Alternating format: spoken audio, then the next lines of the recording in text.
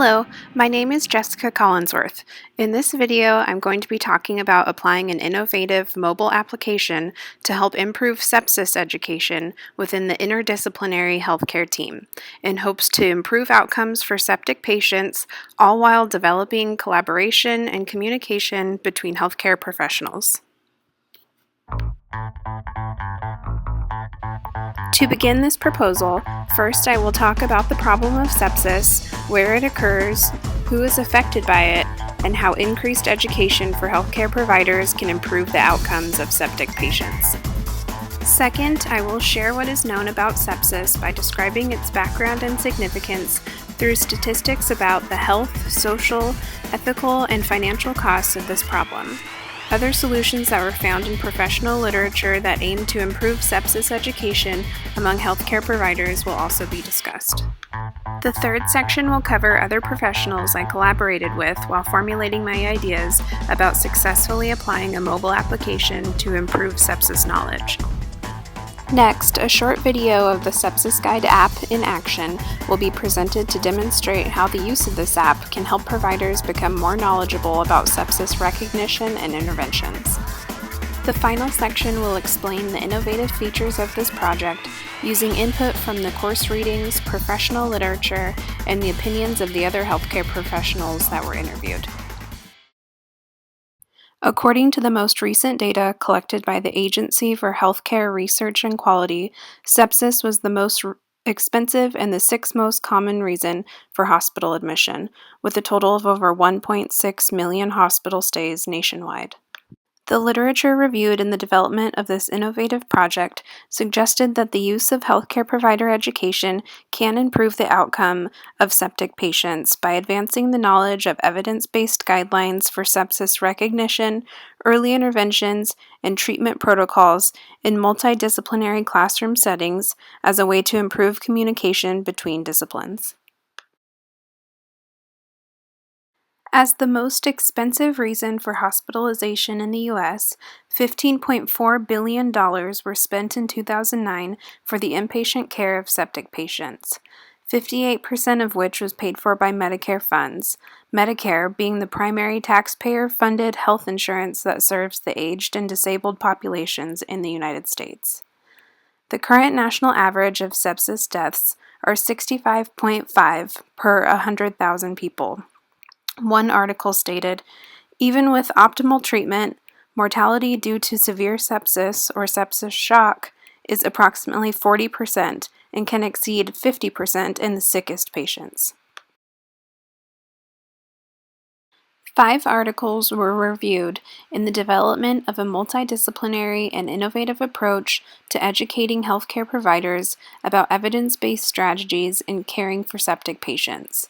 4 of the studies found positive improvements in interprofessional teamwork, communication, and collaboration between the disciplines involved in the education programs, along with improved adherence to evidence-based sepsis guidelines and facility protocols.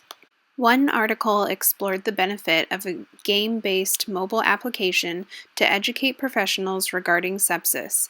The results suggested that the mobile application game approach not only improved the learner's knowledge, but that the learning style was enjoyable. 86.5% of app users reported that they would recommend the app to another healthcare professional. Intersectional collaboration with those in diverse patient care roles will help produce innovative ideas that can be employed to institute effective and needed change within healthcare. To ensure intersectional collaboration occurred during the formulation of this project, 3 other healthcare professionals were interviewed for their opinions on the possibility of using a mobile app called Sepsis Guide to improve healthcare professionals' knowledge about sepsis. An ER physician, long-term care family nurse practitioner, and a nursing supervisor were questioned regarding the proposed intervention to improve healthcare conditions. This specific group of people were chosen because they are not only highly experienced healthcare providers, but because they are proponents for technology and innovation, and are most importantly key players in the early identification and resuscitation of septic patients. As previously mentioned, the majority of sepsis hospitalizations are paid for by Medicare, which infers that the aged population, which are commonly housed in nursing homes, are disproportionately affected by sepsis. The consensus among this group of professionals was that yes, increased knowledge and education is necessary to improve outcomes, that technology and mobile devices are at the forefront of healthcare education, but that technology can be distracting to professionals, patients, and their families, and it appears unprofessional or uncaring at times. The nursing supervisor that was interviewed suggested that the mobile app be used in conjunction with a formal classroom in-service, so that nurses would not be using mobile devices at the nurse's station, as it can appear unprofessional to patients. All of those interviewed had valid additions and concerns with the use of mobile devices and applications while preserving a professional and caring demeanor with patients and their families. To account for these concerns, it would be important to communicate with the learners to be aware of how and when they should use mobile technology for reference while caring for patients. The Sepsis Guide app provides the user with evidence-based knowledge about sepsis' signs and symptoms, early resuscitation guidelines, inpatient treatment, and an example of an evidence-based sepsis protocol that is in use at Penn State Hershey Hospital. This is a brief tutorial on the Sepsis Guide app. So Sepsis Guide can show healthcare providers different diagnostic criteria for sepsis and the definition of sepsis.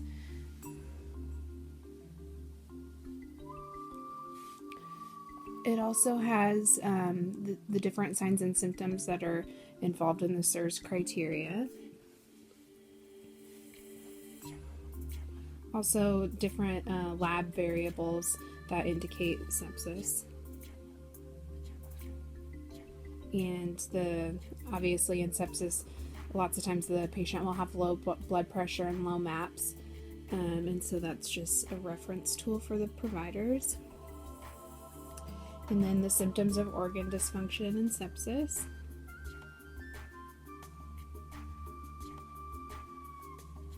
Tissue perfusion variables. And then also, it's not applicable to this project, but the pediatric population sepsis symptoms. And then symptoms of severe sepsis also. It also goes through the initial treatment for sepsis, which would be what's happening in the emergency department. And all the different therapies that are either recommended or sometimes not recommended by the Surviving Sepsis campaign. And then also this is a sample bundle of the Penn State Hershey Hospital, what they do with their sepsis patients. And that is a quick tutorial on the Sepsis Guide app. Healthcare improvement and progress is dependent upon the development of innovative and new ideas. Innovation requires intersectional collaboration and communication with the interdisciplinary healthcare team to offer different aspects and opinions on possible solutions to the problems like sepsis. Being that this project includes interprofessional collaboration, the utilization of technology, enforces professional development, and is supported by evidence found in current research, it thereby promotes the innovation and progress that is direly needed in today's ever-growing healthcare world.